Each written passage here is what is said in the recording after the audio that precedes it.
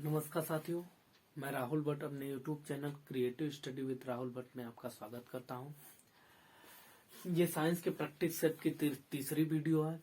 मैंने साइंस के practice set की 2 वीडियो ऑलरेडी अपलोड कर चुका है। ये इस सीरीज की तीसरी वीडियो है। और अगर किसी भी एग्जाम की तैयारी करते, जैसे रेलवे ग्रुप डी हुआ, रेलवे एनटीपीसी हुआ, CGL CHS, किसी भी एग्जाम की तैयारी करते और उसमें साइंस का क्वेश्चन आता है, तो ये सीरीज आपके लिए बहुत महत्वपूर्ण है। और अगर आप चैनल पे नए हैं तो चैनल को लाइक करिए, सब्सक्राइब करिए और शेयर करिए। आज के इस चैनल का जो पहला वीडियो है क्वेश्चन का, सीरीज का, तो देखिए क्वेश्चन ये है कि सीजीएस प्रणाली की क्या परिभाषा है। क्वेश्चन ये है कि सीजीएस प्रणाली की क्या परिभाषा है। देखिए, जो भौतिक राशियां होती है, जो फिजिकल क्वांटिटी होती है, उनको मेजर करने की 4 प्रणालियां। तो सबसे जो पहली प्रणाली है वो है सीजीएस प्रणाली। क्या होता है सीजीएस प्रणाली? एक ऐसी प्रणाली जिसमें आप लंबाई को सेंटीमीटर में मेजर करते हैं, द्रव्यमान को ग्राम में मेजर करते हैं और समय को सेकंड में मेजर करते हैं, तो उसे हम कहते हैं सीजीएस प्रणाली। और यही है सीजीएस प्रणाली का परिभाषा। अगर पूछा जाए कि एफपीएस प्रणाली क्या है, तो एक ऐसी प्रणाली जिसमें आप दूरी को यानी लंबाई को फुट में मेजर करते हैं, द्रव्यमान को पाउंड में मेजर करते हैं और समय को सेकंड में मेजर करते हैं, तो उसको हम कहते हैं एफपीएस प्रणाली। अगला है एमकेएस प्रणाली। एक ऐसी प्रणाली जिसमें आप लंबाई को मीटर में मेजर करते हैं, द्रव्यमान को किग्रा में मेजर करते हैं और समय को सेकंड में मेजर करते हैं, तो इस प्रणाली को हम कहते हैं एमकेएस प्रणाली। ठीक है। और अगला जो प्रणाली है वो है एसआई। एसआई का मतलब होता है सिस्टम इंटरनेशनल, यानी कि अंतर्राष्ट्रीय पद्धति। तो अंतर्राष्ट्रीय पद्धति में 7 मूल मात्रक हैं। क्या है? 7 मूल मात्रक हैं। ठीक है, 7 मूल राशियां होती हैं, तो उसके 7 मूल मात्रक है। ठीक है। और इनको मूल मात्रक क्यों कहते हैं? क्योंकि अन्य जितने भी मात्रक बने हुए हैं उनको हम व्युत्पन्न मात्रक बोलते हैं। व्युत्पन्न मात्रक क्यों बोलते हैं? क्योंकि ये सब के सब जो है मूल मात्रक से बने हुए हैं। ठीक है। अब इसमें 7 मूल मात्रक है। किसके किसके मात्रक है, इस पे भी चर्चा करते हैं। लंबाई को मीटर में मेजर किया जाता है, द्रव्यमान को किग्रा में, समय को सेकेंड में, तापमान का जो मूल मात्रक है वो केल्विन है एसआई पद्धति में, सिस्टम इंटरनेशनल में। वैसे तापमान का तो 2 अन्य मात्रक भी है, डिग्री सेल्सियस भी है और फ़ारेनहाइट भी है, लेकिन अगर एसआई मात्रक पूछा जाए तो इसका जो करेक्ट आंसर है वो केल्विन है। अगर बात करें विद्युत धारा की, तो विद्युत धारा को जो एसआई मात्रक है वो एम्पियर है। अगर पदार्थ की मात्रा का जो एसआई मात्रक है वो मोल है। और ज्योति तीव्रता की बात करें तो उसका मात्रक क्या है? कैंडेला है। तो क्वेश्चन है सीजीएस प्रणाली की क्या परिभाषा है, तो सीजीएस प्रणाली की परिभाषा है सेंटीमीटर, ग्राम और सेकंड। तो ये करेक्ट आंसर हो जाए। अब चलते हैं अगले क्वेश्चन पर। अगला क्वेश्चन क्या है? अगला क्वेश्चन क्या है? अगला क्वेश्चन आपका निकट दृष्टि दोष से है कि निकट दृष्टि दोष संबंधित है। निकट दृष्टि दोष संबंधित है। निकट दृष्टि दोष संबंधित है। निकट दृष्टि दोष संबंधित है। निकट दृष्टि दोष संबंधित है, यानी कि निकट दृष्टि दोष किससे संबंधित है?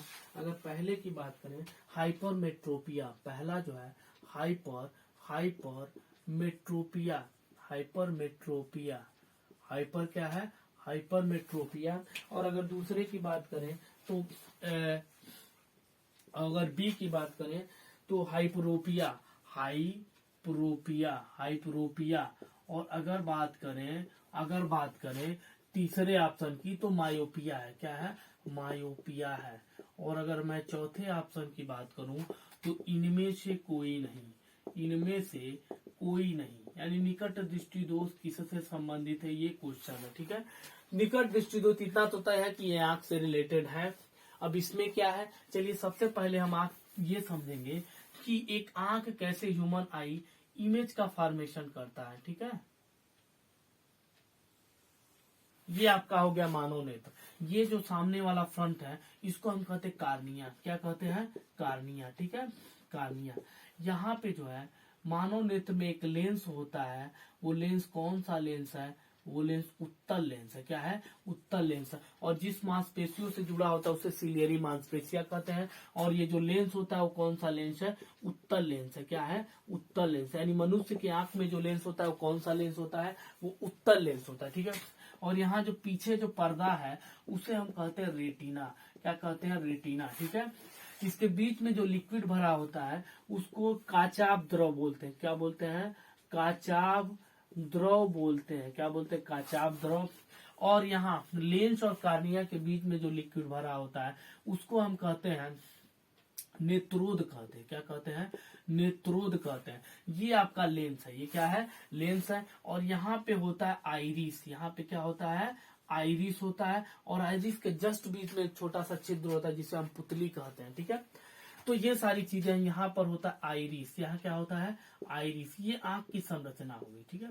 अब आप समझिए कि आंख इमेज का फॉर्मेट। सपोज करिए यहाँ एक वस्तु है। ठीक है।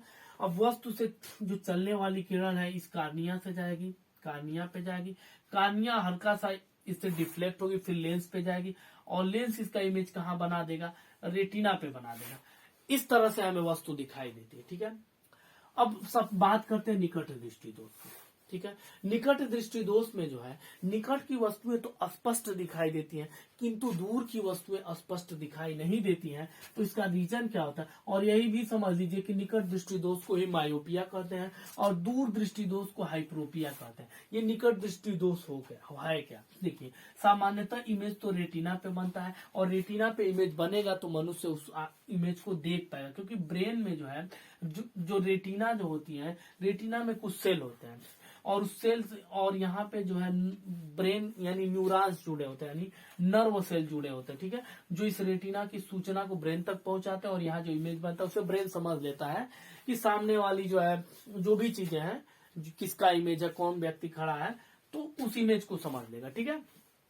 अब बात करें, लेकिन कुछ परिस्थितियों में हो जाता है कि निकट दृष्टि दोष में निकट की वस्तुएं तो स्पष्ट दिखती है, दूर की वस्तुएं नहीं दिखती है। ठीक है।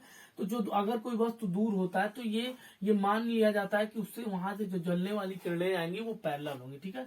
जब ये लेंस पे पहुंचता है, यानी ये उत्तल लेंस है, इस लेंस पे पहुंचता है तो कई बार होता है कि चूंकि ये सिलियरी मांसपेशिया इसे बोलते हैं, ये मांसपेशिया जो है ये इस लेंस को की साइज को छोटा बड़ा कर सकते। लेकिन जब व्यक्ति का उम्र बहुत ज्यादा हो जाता है तो ये सिलियरी मांसपेशिया सही ढंग से काम करना बंद कर देती है और ये इमेज अगर ये रेटिना पे बनता तो स्पष्ट दिखाई देता है। लेकिन वो दिक्कत क्या होता है कि धीरे धीरे सिलियरी मांसपेशिया ठीक से काम नहीं करने पाती हैं, तो ये दूर के ऑब्जेक्ट का जो इमेज जो है वो रेटिना पे न बन के रेटिना से पहले बन जाता है। इसीलिए दूर के वस्तुओं की इमेज जो है स्पष्ट रूप से दिखाई नहीं देती। इसी को हम कहते हैं निकट दृष्टि दोष। यानी निकट दृष्टि दोष क्या होता है? निकट दृष्टि दोष में निकट की वस्तु स्पष्ट दिखाई देती किंतु दूर की वस्तु स्पष्ट नहीं दिखाई देती। क्यों नहीं दिखाई देते? क्योंकि इनका इमेज रेटिना पे न बन के रेटिना से पहले बन जाता है, काचाभ द्रव में बन जाता है, नेत्र काचाभ द्रव में बन जाता है, इसीलिए स्पष्ट रूप से दिखाई नहीं देता है। ठीक है। अब इस दृष्टि दोष को दूर करने का क्या उपाय है? चूंकि ये जो है ये जो लेंस है ये लाइट को कुछ ज्यादा ही मोड़ दिया, लाइट को कुछ ज्यादा ही डायरेक्शन को मोड़ दिया। इसको पहुंचाना चाहिए था यहाँ पे, बट यहाँ न पहुंचा के ये लाइट जो है यहीं पे इमेज को बना दे रहा है। ठीक है। तो इसलिए हमें एक ऐसा लेंस यूज करना पड़ेगा जो लाइट को जो है थोड़ा सा लाइट को दूर हटाए। ठीक है। यानी लाइट को फैलाए। इसीलिए यहाँ पे हम कैसा लेंस यूज करते हैं, यहाँ पे एक, यानी अगर कोई व्यक्ति निकट दृष्टि दोष से पीड़ित है, यानी कि उसको निकट की वस्तु स्पष्ट नहीं दिखाई दे रहे, तो उसके लिए हम यूज करते हैं, उसके चश्मे में अवतल लेंस का यूज करते हैं। अवतल लेंस यूज करने से फायदा क्या होता है? अवतल लेंस यूज करने से फायदा क्या होता है? अवतल लेंस यूज करने का जो फायदा होता है, ये लाइट को थोड़ा सा फैला देता है, तो उसके बाद ये जो लेंस है अब इसका इमेज कहाँ बनाता है? रेटिना पे बनता है। तो ठीक है। यानी निकट दृष्टि दोष से संबंधित आपने चाहे, निकट दृष्टि दोष मतलब इसको अंग्रेजी में मायोपिया कहते हैं। ये दोनों का मतलब एक ही है। हाइप्रोपिया का मतलब होता है दूर दृष्टि दोष। निकट दृष्टि दोष में जो है व्यक्ति का इमेज रेटिना पे न बन के रेटिना से पहले ही बन जाता है। ठीक है। इसलिए स्पष्ट नहीं दिखाई देता है और इसको दूर करने का उपाय इसमें अवतल लेंस यूज करना पड़ेगा। ठीक है। इसी तरह अगर हाइप्रोपिया यानी दूर दृष्टि दोष की बात करें तो उसमें क्या होता है? इमेज रेटिना पे न बन के रेटिना से पीछे बन जाता है और स्पष्ट दिखाई देती है। दूर दृष्टि दोष में क्या होता है? दूर की वस्तुएं तो स्पष्ट दिखाई देती है किंतु निकट की वस्तुएं अस्पष्ट नहीं दिखाई देती हैं और दूर दृष्टि दोष को दूर करने का उपाय यह है कि चश्मे में उत्तल लेंस यूज करिए। और निकट दृष्टि दोष को दूर करने का उपाय यह है कि चश्मे में कैसा लेंस यूज करेंगे, अवतल लेंस यूज करेंगे। कैसा लेंस यूज करेंगे, अवतल लेंस यूज करते हैं। और निकट दृष्टि दोष को मायोपिया कहते हैं, दूर दृष्टि दोष को हाइपरोपिया कहते हैं। निकट दृष्टि दोष को दूर करने के लिए अवतल लेंस यूज करेंगे, दूर दृष्टि दोष को दूर करने के लिए उत्तल लेंस यूज करेंगे। निकट दृष्टि दोष में जो इमेज होता है वो रेटिना पे न बन के रेटिना से पहले काचाभ द्रव में बन जाता है, इसीलिए स्पष्ट नहीं दिखाई देते। लेकिन जो दूर दृष्टि दोष होता है उसमें इमेज रेटिना से पीछे बन जाता है, इसलिए नहीं दिखाई देती है। तो निकट दृष्टि दोष को दूर करने के लिए अवतल लेंस, ये बहुत महत्वपूर्ण क्वेश्चन, और दूर दृष्टि दोष को दूर करने के लिए उत्तल लेंस यूज करते हैं। ठीक है, अब चलते हैं अगले क्वेश्चन पे। अगले क्वेश्चन पे चलते हैं। अगले क्वेश्चन पर चलते हैं। अगला जो पूछा है कौन सा पदार्थ सोनोरस है।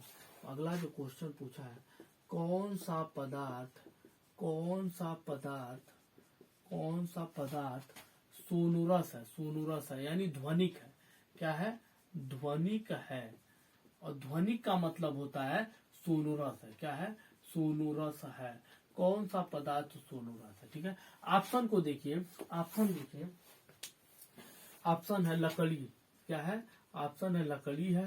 दूसरा ऑप्शन है रबर है। और जो तीसरा ऑप्शन है पानी है। और जो चौथा ऑप्शन है वो है लोहा है। चौथा ऑप्शन क्या है, लोहा है। ठीक है, अब ये ध्वनिक यानी सोनोरस क्या होता है। ठीक है, पहले ये समझिए कि जो तत्व होता है मुख्यतः दो भाग में विभाजित किया, यानी मेटल यानी कि धातुएं, और दूसरा है अधातुएं।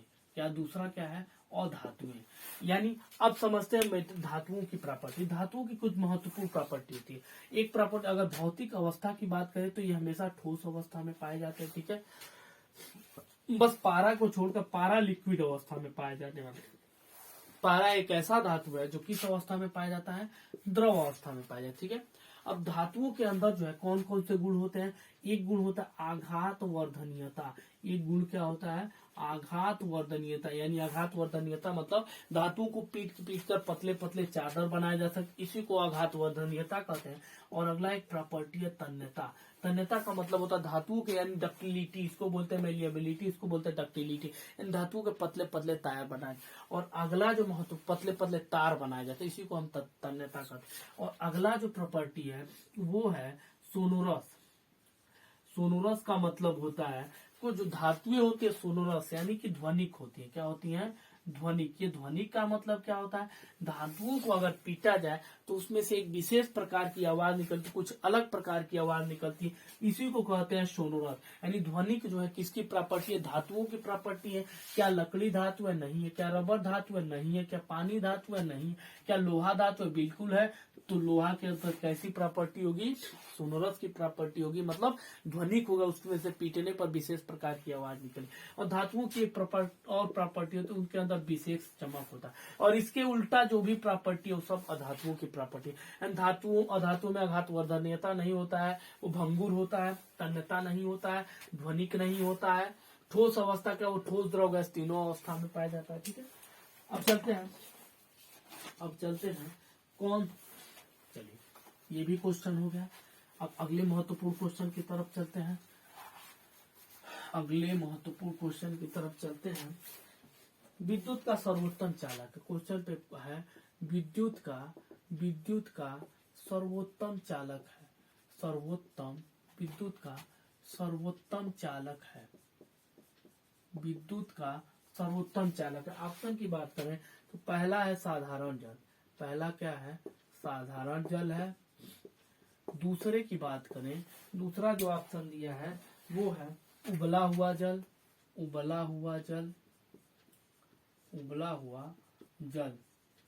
और जो तीसरा ऑप्शन है समुद्री जल।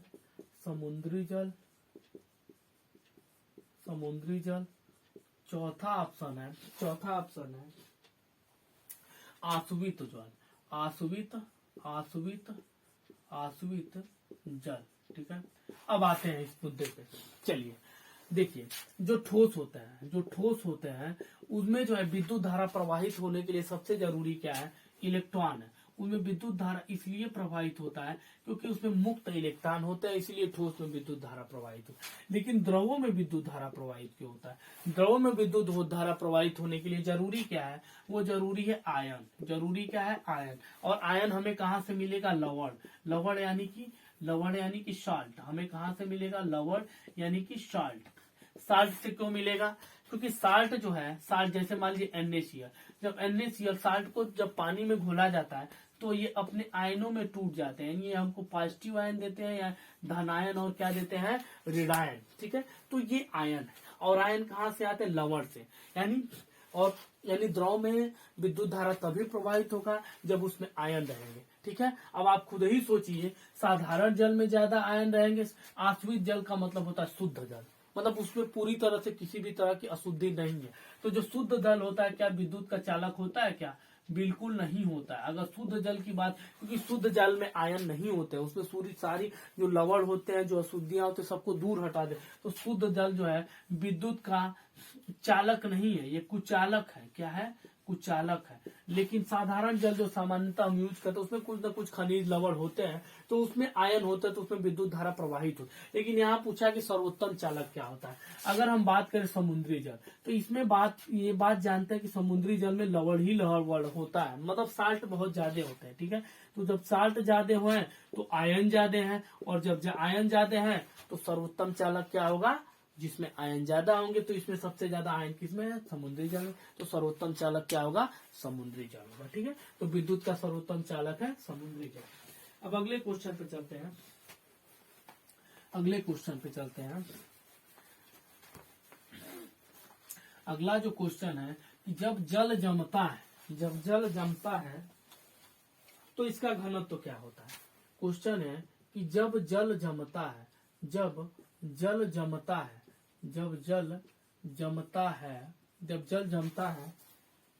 तो इसका घनत्व क्या होता है? इसके घनत्व पर क्या प्रभाव पड़ता है? जब जल जमता है तो इसका घनत्व क्या होता है?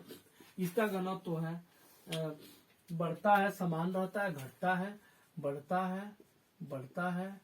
दूसरा है समान रहता है। और जो तीसरा है घटता है। और चौथा है शून्य हो जाता है। चौथा क्या है? शून्य हो जाता है। अब आप ही तय करेंगे कि क्या शून्य हो जाता है क्या।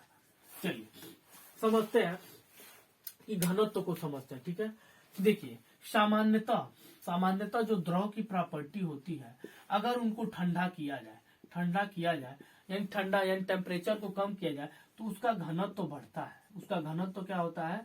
बढ़ता है। ठीक है, लेकिन जो है घनत्व का क्या मतलब होता है? घनत्व का मतलब ये होता है कि ज्यादा से ज्यादा कम से कम आयतन में द्रव्यमान जितना ज्यादा होता है तो हम कहते हैं घनत्व ज्यादा है। जैसे मान लीजिए 1 लीटर पानी है, 1 लीटर पानी है और जो है 1 लीटर पानी है और 1 लीटर ही शहद है। ठीक है, तो अगर पूछा जाए कि इसमें द्रव्यमान किसका ज्यादा हो, तो जाहिर सी बात है आप तुरंत कह देंगे द्रव्यमान शहद का ज्यादा हो। यानी अगर आयतन सेम हो और द्रव्यमान जिसका ज्यादा तो हम कहेंगे कि उसका घनत्व ज्यादा, यानी कम से कम जगह में द्रव्यमान ज्यादा हो, उसका भार ज्यादा हो, तो हम कहेंगे कि उसका घनत्व ज्यादा है। ठीक है, तो जब भी किसी भी लिक्विड को ठंडा करते हैं तो उसका घनत्व बढ़ता है। लेकिन जल में भी ये होता है, लेकिन उसमें कुछ कंडीशन है कि देखिए अगर 4 डिग्री सी से ऊपर टेम्परेचर है, मान लीजिए 25 डिग्री सी है जल का टेम्परेचर, अब इसके टेम्परेचर को हम घटाएंगे तो निश्चित रूप से घनत्व बढ़ता है। लेकिन ये केवल 4 डिग्री सी तक होता है। 4 डिग्री सी के बाद जो जल का व्यवहार हो जाता है वो असामान्य व्यवहार हो जाता है। ये 4 डिग्री सी के बाद अगर इसको हम ठंडा करेंगे तो इसका जो घनत्व होता है घटने लगता है। ठीक है, इसका मतलब ये हुआ कि इस 4 डिग्री से ऊपर अगर हम लगातार ठंडा करेंगे तो घनत्व तो बढ़ेगा, लेकिन 4 डिग्री से आते ही घनत्व तो घटने लगे। यानी 4 डिग्री सी पे घनत्व तो क्या होता है? अधिकतम होता है। क्या होता है? अधिकतम होता है। ये बहुत ही महत्वपूर्ण क्वेश्चन है कि 4 डिग्री सी पे जो जल का घनत्व होता है वो अधिकतम होता है, और 4 डिग्री सी से नीचे जो सामान्यतः तो होना चाहिए कि घनत्व बढ़ना चाहिए, लेकिन जल का जो व्यवहार होता है इस टेम्परेचर में असामान्य होता है, और इससे कम टेम्परेचर करने पर जो घनत्व होता है वो बढ़ने की बजाय क्या होता है? घटता है। तो इसका जो करेक्ट आंसर होगा वो घटता है। आपके दिमाग में आएगा बढ़ता है, लेकिन ऐसा नहीं होता है। ठीक है, अब अगले चलते हैं, अगले क्वेश्चन पे चलते हैं। अगला क्वेश्चन क्या है? ये महत्वपूर्ण प्रश्नों की श्रृंखला में ये अब अगला आपका जो क्वेश्चन है, जल में हाइड्रोजन तथा ऑक्सीजन का अनुपात भार के अनुसार है। अगला जो क्वेश्चन है, जल में हाइड्रोजन तथा ऑक्सीजन का अनुपात, हाइड्रोजन तथा ऑक्सीजन का अनुपात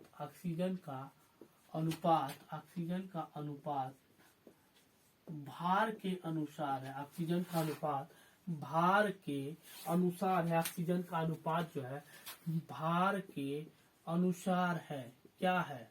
अब आप बताएंगे कि भार के अनुसार क्या है। अगर हम पहले ऑप्शन की बात करें तो जो पहला ऑप्शन है वो है 2/1, जो दूसरा ऑप्शन है 1/2, और जो तीसरा ऑप्शन 1/8 है, और जो चौथा ऑप्शन 8/1 है।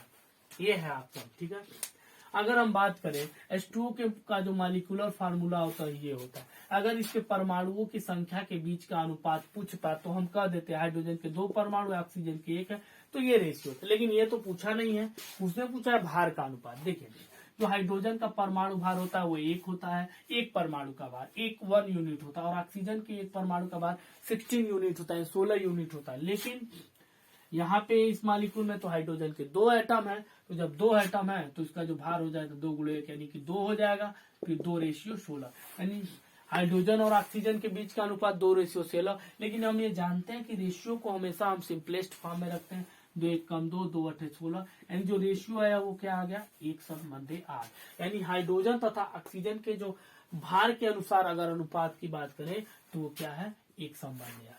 तो करेक्ट आंसर क्या हो जाएगा? 1/8 हो जाएगा।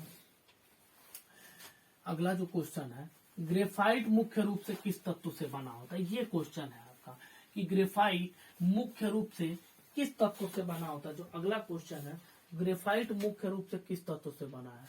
ग्रेफाइट मुख्य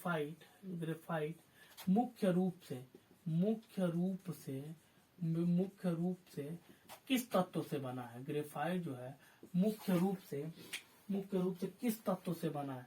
किस तत्व से बना है? ग्रेफाइट मुख्य रूप से किस तत्व, ये आपका क्वेश्चन है। अब पहला ऑप्शन जो दिया है वो दिया है सिलिकॉन से बना है। क्या ग्रेफाइट सिलिकॉन से बना है? अब आप ही तय करेंगे। दूसरा जो ऑप्शन दिया है लोहा से, क्या लोहा से बना होता है? तीसरा ऑप्शन दिया है कार्बन से, क्या कार्बन से बना होता है? और चौथा ऑप्शन दिया है सोडियम से, क्या सोडियम से बना होता है क्या? चलिए, आपने एक तत्व के बारे में तो जानते ही होंगे, कार्बन के बारे में तो जानते ही हैं। कार्बन के 2 मुख्य और रूप हैं, 2 मुख्य रूपों में पाया जाता है, जिसे हम क्या कहते हैं? अपर रूप कहते हैं। क्या कहते हैं? अपर रूप। ठीक है, अपर रूप, यानी 2 अन्य रूपों में पाया जाता है। इसका जो एक रूप है वो है हीरा, और दूसरा रूप है वो है ग्रेफाइट। वो क्या है? ग्रेफाइट। जहां हीरा जो है इस प्रकृति का कठोरतम पदार्थ है। क्या है? कठोरतम पदार्थ है। वहीं अगर हम ग्रेफाइट की बात, दोनों के सेम एटम कार्बन से ही बने होते हैं। अगर हम ग्रेफाइट की बात करें तो ग्रेफाइट जो है मुलायम होता है, सॉफ्ट होता है, सॉफ्ट कलर का एक काला पदार्थ होता है। ठीक है, सॉफ्ट होता है। और जो है ये भारी मशीनों में किस रूप में यूज होता है? स्नेहक के रूप में। स्नेहक यानी कि ल्यूब्रिकेंट के रूप में यूज होता है। किस रूप में यूज होता है? ल्यूब्रिकेंट के रूप में यूज होता है, ल्यूब्रिकेंट में। और दूसरी बात ये समझ लीजिए, जो पेंसिल की लीड होती है, पेंसिल की जो लीड होती है वो किसकी बनी होती है? वो ग्रेफाइट की बनी होती है। इसकी और एक महत्वपूर्ण प्रॉपर्टी है कि ये विद्युत का सुचालक होता है। ध्यान रखिएगा, ये बहुत ही महत्वपूर्ण प्रॉपर्टी है। ठीक है, और ये तो है, ये पेंसिल का लीड होता है, भारी मशीनों में स्नेहक के रूप में यूज होता है, और ये सॉफ्ट होता है। तो ये सारी चीजें हैं तो ग्रेफाइट मुख्यतः किससे बना होता है? ग्रेफाइट मुख्यतः कार्बन से बना होता है। ये आपका करेक्ट आंसर होगा। अब चलते हैं अगले क्वेश्चन पे। बिजली के बल्ब का फिलामेंट किसका बना होता है? अगला जो क्वेश्चन है कि बिजली के बल्ब का जो फिलामेंट होता है वो किसका बना होता है? चलिए, बिजली के बल्ब का फिलामेंट किसका बना होता है? ठीक है, बिजली के बल्ब का फिलामेंट, बिजली के बल्ब का फिलामेंट किसका बना होता है? किसका बना होता है? बिजली के बल्ब का फिलामेंट किसका बना होता है? इसका जो पहला ऑप्शन में दिया है तांबा, एल्यूमिनियम, टंगस्टन। तांबा एल्यूमिनियम। जो दूसरा ऑप्शन दिया है एल्यूमिनियम दिया है, और जो तीसरा ऑप्शन दिया है टंगस्टन दिया है, टंगस्टन। और जो चौथा ऑप्शन दिया है वो दिया है मिश्र धातु। क्या दिया है? मिश्र धातु दिया है। ठीक है, अब आप ही बताइए कि बिजली के बल्ब का फिलामेंट किसका बना होता? चलिए, जो वास्तविक इसका जो करेक्ट आंसर है, बिजली के बल्ब का जो फिलामेंट होता है वो तो टंगस्टन का ही बना होता है। बट सवाल उठता है कि क्यों हम टंगस्टन को बनाते हैं, इसकी क्या विशेषता होती है? देखिए, टंगस्टन का जो गलनांक होता है वो बहुत ही ज्यादा होता है। वो 3400 डिग्री सेल्सियस होता है। कितना होता है? 3400 डिग्री। तो इससे क्या फायदा? गलनांक मतलब जो मेल्टिंग पॉइंट होता है, जो पिघलने का जो इतना टेम्परेचर करेंगे तभी ये पिघले। तो जब टंगस्टन में इलेक्ट्रिक करंट यानी विद्युत धारा प्रवाहित होती है तो गर्म हो जाता है, हीट होता है, लेकिन इसका गलनांक कितना ज्यादा होता है कि उससे कोई इफेक्ट पड़ता नहीं है, पिघलता नहीं है। ठीक है, अब जब इसका और विद्युत धारा प्रवाहित होने की वजह से जब इसका टेम्परेचर बढ़ जाता है बहुत ज्यादा होने पर, ये क्या हो जाता है? प्रकाशमान हो जाता है। और हमें क्या मिलता है? लाइट मिलता है, साथ में हीट भी मिलता है। हीट मतलब उष्मा भी मिलता है। ठीक है, तो जो इसका करेक्ट आंसर है वो क्या है? टंगस्टन। यानी बिजली के बल्ब का जो फिलामेंट होता है वो किसका बना होता है? टंगस्टन का बना होता है। चलिए अब अगले क्वेश्चन पे चलते हैं। अगला जो क्वेश्चन है आपका कैल्शियम कार्बोनेट का एक रूप है। अगला जो क्वेश्चन है कैल्शियम कार्बोनेट का एक रूप है। कैल्शियम कार्बोनेट का एक रूप है। कार्बोनेट का एक रूप है, यानी कौन सा है जो कैल्शियम कार्बोनेट का एक रूप है? पहला जो ऑप्शन दिया है वो दिया है वॉशिंग सोडा। क्या ऑप्शन दिया है? Washing soda. और जो दूसरा ऑप्शन दिया है धावन सोडा। वॉशिंग सोडा, बात तो यही हुआ। दूसरा है बेकिंग सोडा। क्या दिया है? Baking soda. और जो तीसरा ऑप्शन दिया है चूना पत्थर। क्या ऑप्शन दिया है? चूना पत्थर। और चौथा जो ऑप्शन दिया है टेबल साल्ट। क्या दिया है?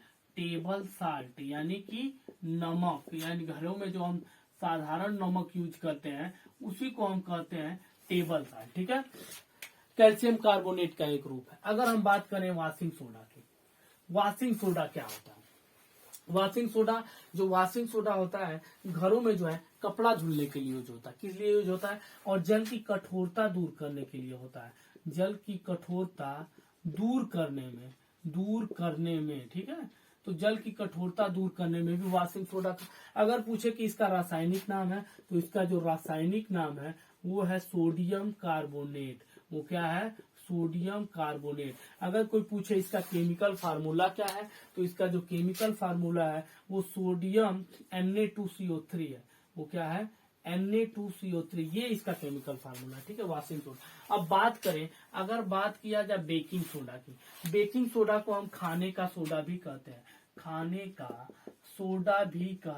क्यों कहते हैं खाने का सोडा? क्योंकि इसके बहुत सारे व्यंजन में हम भोजन के मतलब व्यंजन में हम इसका यूज करते हैं। ठीक है, इसका अगर रासायनिक नाम की बात करें तो वो होता है सोडियम बाइकार्बोनेट। क्या होता है?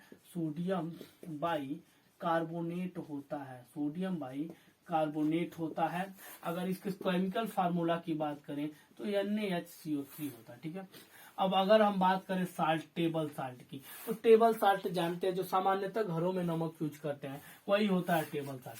अब अगर हम बात करें चाहे चूना पत्थर हो और चाहे संगमरमर हो, ये सब के सब कैल्शियम कार्बोनेट के ही एक रूप होते हैं। और अगर इसके केमिकल फार्मूला की बात करें तो वो होता है CaCO3, यानी कैल्शियम कार्बोनेट का एक रूप है। तो इसका जो करेक्ट आंसर होगा वो क्या है, चूना पत्थर। वो क्या है, चूना पत्थर। ठीक है, अब अगले क्वेश्चन पे चलते हैं।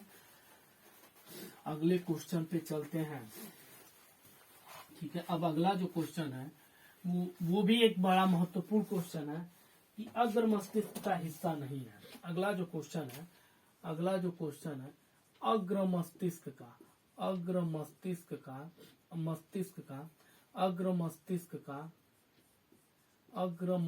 का हिस्सा नहीं है। अग्र मस्तिष्क का हिस्सा नहीं है। अब ऑप्शन में से आपको बताना है कि कौन अग्र मस्तिष्क का हिस्सा नहीं है। अब क्या क्या आपके ऑप्शन में दिया है, पहला जो दिया है मेड्यूला ऑब्लिगेटा दिया है, मेड्यूला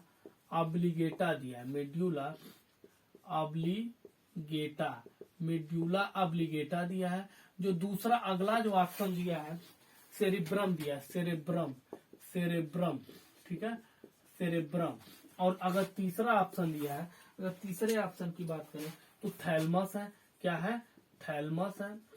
और अगर हम चौथे ऑप्शन की बात करें तो वो क्या है, हाइपोथैलमस है। क्या है, हाइपोथैलमस है। ठीक है, पूछा है कि कौन अग्र मस्तिष्क का हिस्सा नहीं।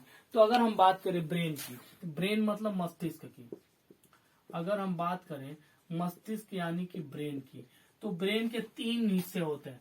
पहला की अगर बात करें तो वो होता है अग्र मस्तिष्क। क्या होता है, अग्र मस्तिष्क होता है। ठीक है, और अगर दूसरे की बात करें तो वो होता है मध्य मस्तिष्क। वो क्या होता है, मध्य मस्तिष्क होता है।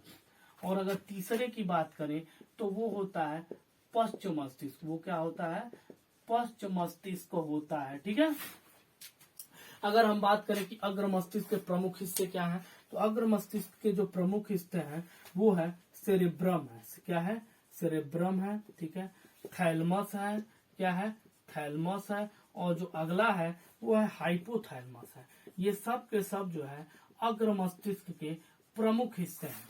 अगर बात करें पश्च मस्तिष्क, तो पश्च मस्तिष्क का जो प्रमुख हिस्सा है वो सेरिबेलम है। वो क्या है, सेरिबेलम है। और अगला क्या हिस्सा है, मेड्यूला ऑब्लिगेटा है। वो क्या है, मेड्यूला ऑब्लिगेटा है, मेड्यूला ऑब्लिगेटा है। ठीक है, तो अब आपको तो समझ में आ गया कि अग्र मस्तिष्क का हिस्सा नहीं है। यहाँ स्पष्ट रूप से दिख रहा है अग्र मस्तिष्क का हिस्सा क्या है, सेरिब्रम है, थैलमस है और हाइपोथैलमस। कौन नहीं है अग्र मस्तिष्क, तो इसका जो करेक्ट आंसर होगा वो क्या हो जाएगा, मेड्यूला ऑब्लिगेटा। अगर आपसे पूछ दे ये मेड्यूला ऑब्लिगेटा का वर्क बहुत ज्यादा पूछता है कि इसका मतलब ये क्या नियंत्रण करता है, तो अगर पूछा जाए तो हृदय की धड़कन हुआ, श्वसन हुआ, उल्टी का भी यही जो है नियंत्रण केंद्र होता है। खांसना हुआ, छींकना हुआ, भोजन का